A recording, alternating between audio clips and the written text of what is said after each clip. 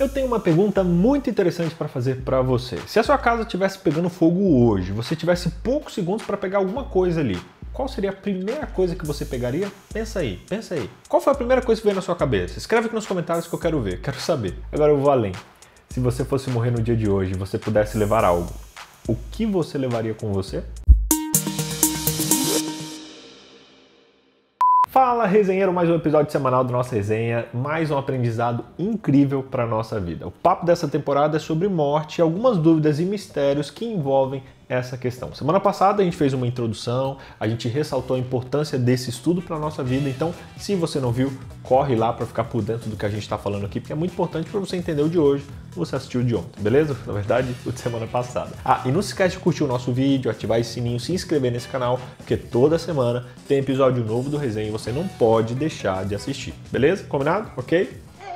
Ô, Cris! Cuidado! Gente, vem! Ô, Cris! Peraí! Ô, Cris! A gente já estudou que a melhor maneira da gente se proteger contra as estratégias de Satanás é usando a Bíblia, a palavra de Deus. A gente tem que levar esse estudo a sério, porque existe uma forma correta de estudar a palavra de Deus e ela deve ser obedecida para que haja uma interpretação correta. Não é simplesmente você abrir a Bíblia aleatoriamente, ler um texto e sair por aí falando o que você entendeu. Não, não, não. Isso é muito perigoso. A gente precisa entender o que a gente está lendo. Isso porque o entendimento do que estamos lendo está baseado nos conceitos que a gente cria em relação àquilo. Hoje eu quero te ensinar 4 passos para você ler a Bíblia corretamente. Você quer saber? Pega caneta, pega papel e anota aí. Vou falar bem rapidinho. Primeiro, ore. Você precisa começar o seu estudo com oração, pedindo que o mesmo Deus que inspirou os profetas a escrever o texto te ilumine na tarefa de interpretá-lo. Segundo, leia o contexto. Veja o que os versos anteriores e os versos subsequentes dizem sobre aquele texto. Analise o contexto do livro e vários outros textos que falem sobre o mesmo assunto. Terceiro, use materiais de apoio. Você pode pesquisar comentários bíblicos, livros de apoio, vídeos. Gente, é só dar um Google que você vai ter uma infinidade de materiais. Claro, você precisa saber escolher os melhores e se aprofundar nesse estudo. Eu dei essas dicas agora para começar, porque nessa temporada a gente vai usar muito esses 3 elementos para entender textos difíceis sobre o assunto da morte. Grava aí na sua mente: oração, contexto e materiais de apoio, beleza? Falando sobre espiritualismo, você sabia que a Bíblia afirma que nós temos uma alma e um espírito? Para você, o que é espírito? Escreve aqui nos comentários, o que é espírito para você? Quero ver sua opinião. Escreve aí, escreveu? A Bíblia cita diversas vezes 3 componentes que nós temos: corpo, alma e espírito. Inclusive, na própria criação, Deus seguiu 3 ideias sequenciais para nos criar. Primeiro, ele formou o corpo físico do pó da terra. Em seguida, ele soprou o fôlego de vida nas narinas, né? Finalmente, quando o corpo e a respiração se uniram, Adão se tornou uma alma vivente. E você entende a diferença de cada uma dessas definições, né? Não? Difícil, né? Uma leitura e uma interpretação rasa nos leva a entender o texto com base nos nossos conhecimentos e com as definições que a gente tem nos dias de hoje de alma e de espírito. E o que a gente vê quando a gente olha por aí e a gente fala de alma e espírito? Provavelmente a gente pensa numa entidade no material, num fantasminha ou em coisas que transcendem o nosso mundo que a gente conhece e que passam a ideia de que a morte seria separar essa alma, esse espírito do nosso corpo. Esse conceito sobrenatural de alma e espírito, ele vem lá do mundo grego. A gente pensa como a gente pensa porque os gregos pensaram como pensaram. Para Sócrates, por exemplo, a alma era uma substância imaterial separada do corpo. Era algo associado ao corpo, só que diferente dele. Então, apesar de serem a mesma palavra, eles têm a expressão e significados completamente diferentes. As mesmas palavras usadas pelos gregos aparecem com frequência no Novo Testamento, que também foi escrito na linguagem grega. Só que é muito importante você separar o significado dessas palavras para o mundo grego e para a Bíblia, que é a palavra de Deus. Então, o que alma e espírito significam na Bíblia, BJ? Vem cá, vem que eu te explico. Vamos começar pela palavra espírito. No Novo Testamento, a palavra espírito ela vem do grego pneuma, que significa espírito ou sopro. E também tem uma segunda palavra, que é a palavra pnoe, que significa fôlego, alento ou respiração. O seu equivalente no Antigo Testamento vem do hebraico ruá e neshima, ambos traduzidos como espírito, fôlego, alento ou respiração. Aqui já percebemos algo muito interessante. As palavras que ao serem traduzidas originam o termo espírito no Antigo Testamento, ruá, e fôlego, neshama, são frequentemente associadas, como por exemplo em Jó 27, verso 3, o que nos leva ao seu significado que, de acordo com a Bíblia, espírito é a força vital que faz o corpo funcionar. É o que nos faz deixar de ser um conjunto de matéria inanimada. A palavra espírito no Novo Testamento, pneuma, é paralela à palavra ruá no Antigo Testamento. Tiago 2,26 deixa isso bem claro. Ele diz que a partir do momento que o espírito sai, o corpo está morto. João 19, verso 30 também diz que assim que o espírito saiu do corpo de Jesus, ele morreu. Então, gente, espírito, de acordo com a Bíblia, não é uma personalidade sem matéria. Não, nada mais, nada menos é do que a vida que Deus nos dá, ou fôlego de vida, como dito em Gênesis 2, verso 7. Quando é dito que o espírito saiu, está dizendo que a vida saiu da pessoa, ou seja, a pessoa deixou de estar viva.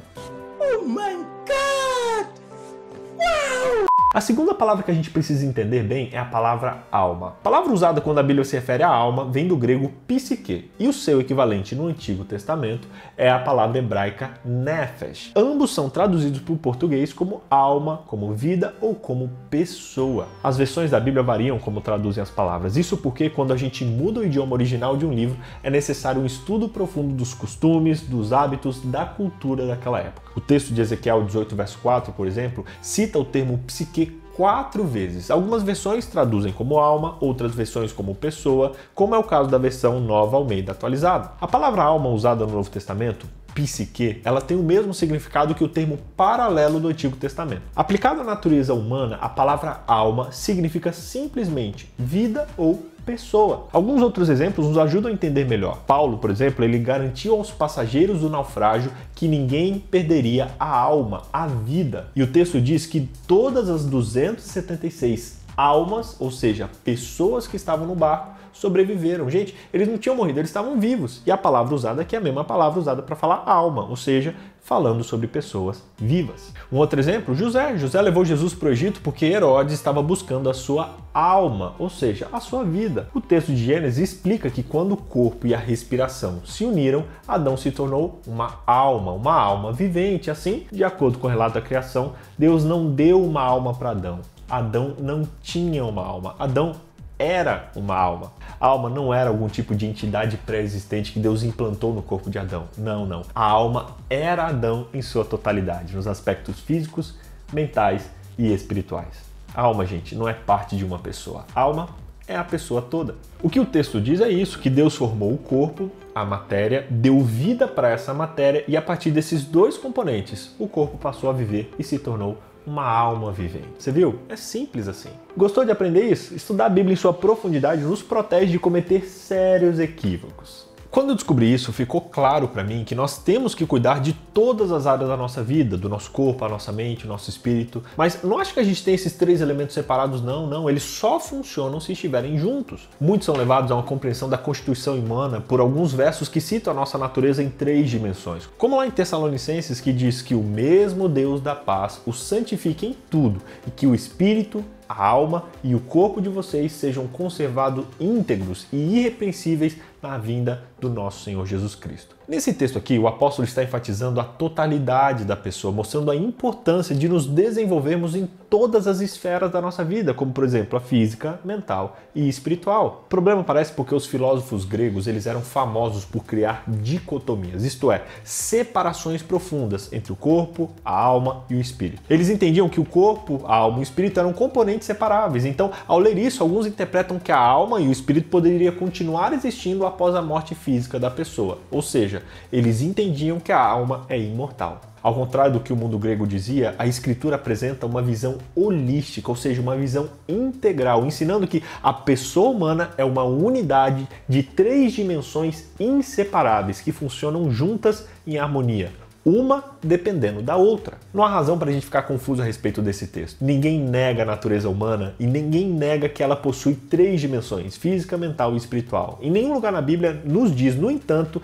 que um aspecto do ser humano pode funcionar ou viver independente dos outros. Gente, nenhuma parte da Bíblia ensina que a dimensão da alma ou do espírito é consciente e imortal e deixa o corpo após a morte. A gente não vê isso na palavra de Deus. A gente pode concluir, portanto, que 1 Tessalonicenses 5, verso 23 está enfatizando a totalidade da pessoa, ao dizer que santifique-se em tudo, no espírito, na alma e no corpo. Ele está dizendo que você conserve tudo isso de maneira íntegra. O ser humano precisa de um cérebro físico para pensar, e com esse cérebro físico é capaz de desenvolver um forte relacionamento com Deus. Você viu só como a Bíblia é incrível? É só você estudar que você consegue entendê-la perfeitamente. Resumindo, primeiro, estude a Bíblia com oração, analisando o contexto e utilizando materiais de apoio. Segundo, a palavra espírito representa a força vital que faz o corpo funcionar. Não é uma personalidade sem matéria, não. Nada mais, nada menos do que a vida que Deus nos dá ou o fôlego de vida. Terceiro, a palavra alma significa simplesmente vida ou pessoa. E quarto, a palavra alma vivente é a união de corpo, mente e espírito. Por último, quinto, Adão não tinha uma alma, Adão era uma alma. Entenda que na visão bíblica, corpo, mente e espírito são uma coisa só. Os gregos tentaram separar isso e causaram toda essa confusão na nossa cabeça. Por isso, com isso em mente, dedique-se em fortalecer-se, cuidando de todo o seu corpo, de toda a sua mente e de todo o seu espírito, ou seja, da sua vida espiritual. Esses elementos, eles não existem separadamente, eles precisam um do outro para que haja vida. Por isso, cuide do que você come, cuide do que você coloca na sua mente, cuide do que entra no seu coração. Uma área inevitavelmente vai influenciar a outra. Por isso, se você quer se fortalecer emocionalmente, vá para a academia. Se você quer fortalecer seu corpo, estude a Bíblia. Se você quer fortalecer-se emocionalmente, comece a comer melhor. O nosso corpo é um todo, ele deve ser cuidado de maneira integral. Eu quero, inclusive, hoje desafiar você a, durante essa semana, colocar em prática uma ação para fortalecer cada uma dessas três áreas. Pode ser algo simples, mas eu não posso terminar esse estudo sem te ajudar a traçar um caminho para que você seja fortalecido. Escreva num papel ou, se tiver coragem, escreva aqui nos comentários uma ação prática que você vai fazer para fortalecer seu corpo, fortalecer sua mente e fortalecer seu espírito. Pode ser, quero ir na academia 3 vezes essa semana. Eu quero ler um livro essa semana. Eu vou ler a Bíblia 5 vezes essa semana. Enfim, uma ação para cada um desses 3 elementos. Você vai ver que vai ser um exercício incrível e que vai te ajudar a ter uma vida muito melhor. Que Deus abençoe sua vida. Se tiver coragem, escreve nos comentários o que você vai fazer essa semana e eu vou estar orando para que Deus te ajude a ter uma vida integral, mais forte, melhor, mais saudável e assim possa representá-lo melhor para as pessoas. Que Deus abençoe sua vida. Tamo junto. Faz o desafio, hein? E não esquece do nosso estudinho, hein? Temos um estudo gratuito para você que quer se aprofundar nesse conhecimento da palavra de Deus. É só clicar aqui nesse link que a gente vai deixar aqui embaixo e assim se aprofundar nesse conhecimento, entendendo a Bíblia de verdade. Quer saber isso? Quer participar disso gratuitamente? Clica nesse link que a gente deixou aqui embaixo. Tchau, tchau.